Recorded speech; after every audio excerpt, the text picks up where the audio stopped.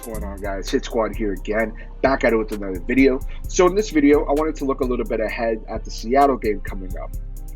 Now, as you guys know, Daniel Jones will not play in this game coming up. He's going to be missing some time due to his hamstring injury. Thankfully, it wasn't anything too serious. It just seems like he tweaked his hamstring.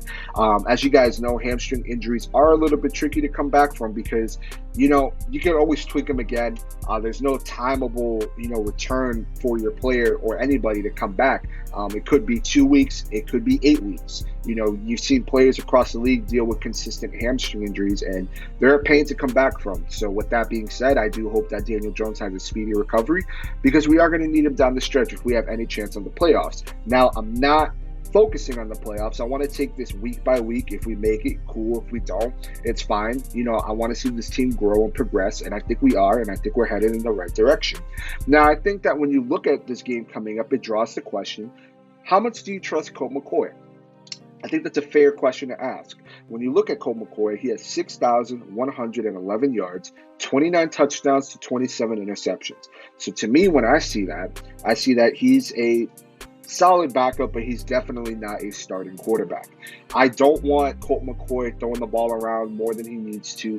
Looking at Seattle's defense, I would much rather run the ball with Wayne Gallman and Dion Lewis than have Colt McCoy air the ball out 30 times in the game. Colt McCoy has shown historically that when he throws the ball around too much, when he does more than what he needs to do, he's not good at all. That's putting it nice. He's not good at all. But he does provide veteran leadership. He can run some plays where, kind of similar to Daniel Jones, like if we need to pick up 3 yards or 4 yards, he can do that. So I like that. But I'm very curious to see how the Giants draw up their scheme to fit Colt McCoy's strengths because him and Daniel Jones are definitely, in my opinion, two different quarterbacks. I don't want to see Colt McCoy air the ball out.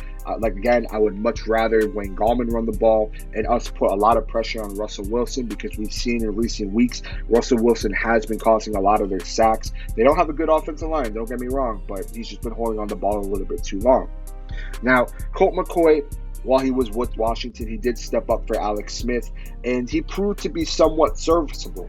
But looking at it, I just don't think that, Colt McCoy is going to go out there and go win us a game. I think that it would be a collective effort, as opposed to where Daniel can put us on his back a little bit and, help us win these games. I just hope that the Giants can at least sign one more quarterback, maybe bring in Alex Tanney, someone familiar with the playbook, just in case if anything happens to Colt McCoy.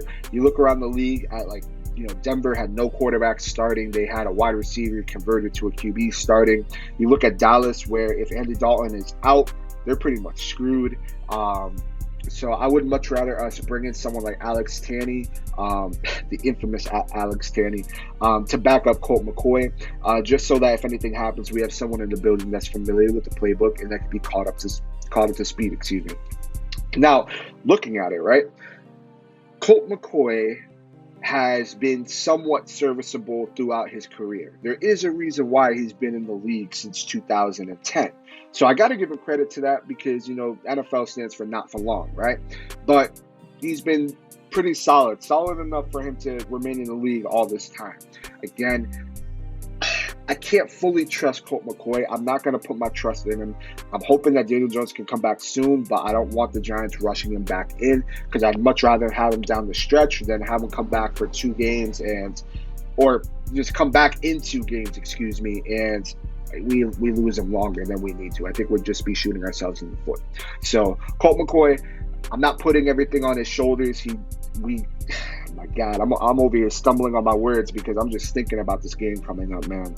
And I just hope that the Giants establish the run, establish it, because you don't want Colt McCoy throwing the ball around.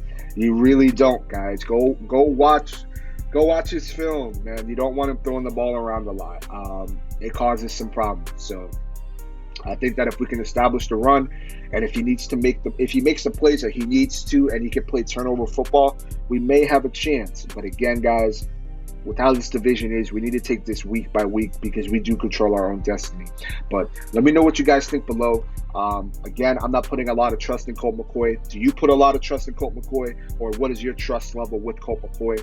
Again, I think that if we can establish the run, put pressure on Russell Wilson, and have Colt McCoy play turnover-free football, we pose somewhat of a chance. I'm just not banking on it right now. But this is Brooklyn Hit Squad. I'll see you guys in the next video. Peace.